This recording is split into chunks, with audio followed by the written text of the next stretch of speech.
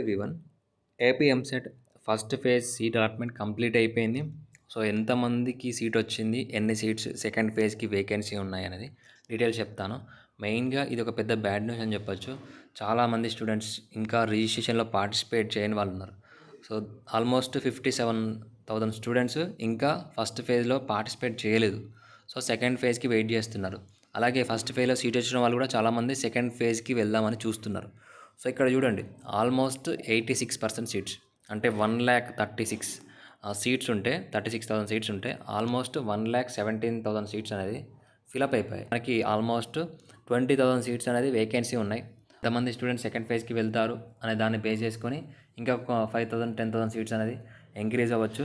అలాగే చాలామంది టీఎస్ ఎంసెట్ వాళ్ళు కూడా ఏపీలో పార్టిసిపేట్ చేశారు.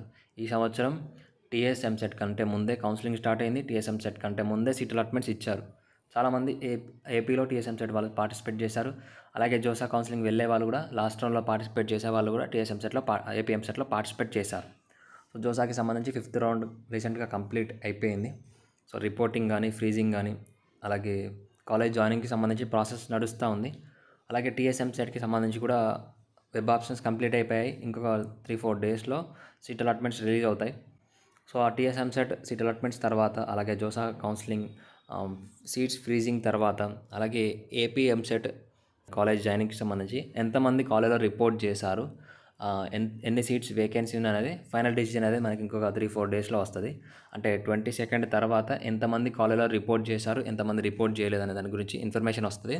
అది వచ్చిన తర్వాత ఫైనల్ సీట్స్ సెకండ్ ఫేజ్కి ఎన్ని ఉండబోతున్నాయి అనేది ఒక క్లారిటీ అయితే వస్తుంది. ఇప్పటివరకు ఉన్న ఇన్ఫర్మేషన్ ప్రకారం అయితే ఎవరికైతే ఫస్ట్ రౌండ్లో సీట్ వచ్చిందో కంపల్సరీగా మీ కాలేజ్లో రిపోర్ట్ చేయండి. మీకు ఫస్ట్ ఫేజ్ సీట్ అనేది కన్ఫర్మ్ చేసుకోండి.